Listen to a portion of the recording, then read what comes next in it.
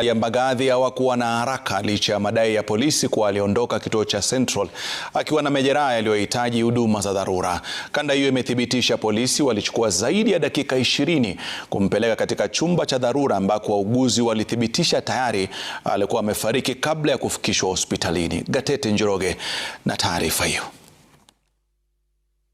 Kanda hii ya CCTV katika hospitali ya Mbagathi inapata gari la polisi likiingia ndani ya hospitali polepole saa 7:35 usiku wa manane tarehe 8 mwezi huu. Maafisa watatu wa polisi wakikaa mbele ya gari wakishuka. Wawili wanasimama kando na kuanza kujadiliana na kuondoka kwa mwendo wa aste aste wakifuatwa na mwenzao. Nyuma ya gari hilo, marehemu Albert Ojwang anasalia bila ya kuangaliwa na yeyote.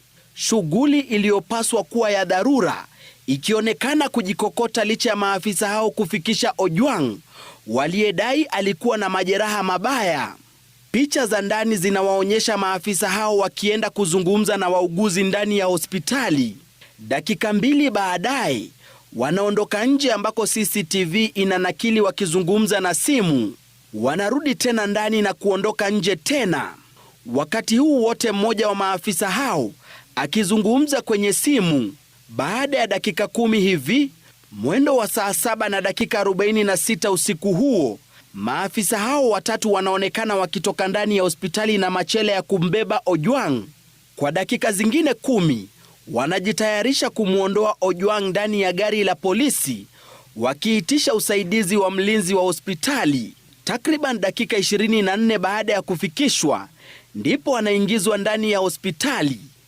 Hapa wanampeleka sehemu ya wagonjwa wa dharura ambako kwa dakika 10 walisalia ndani.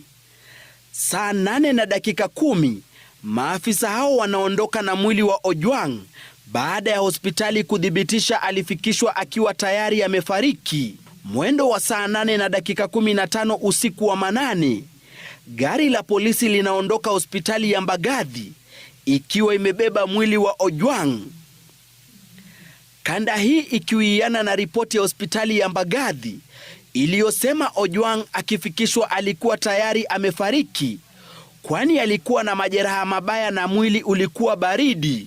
Kanda pia imethibitisha, kando na polisi kusema alipelekwa hospitalini saa 7:39, marehemu Ojwang aliwasili saa 7:35 na kupelekwa ndani ya hospitali zaidi ya dakika 24 baadaye. Matukio yanayoibua maswali chungu nzima na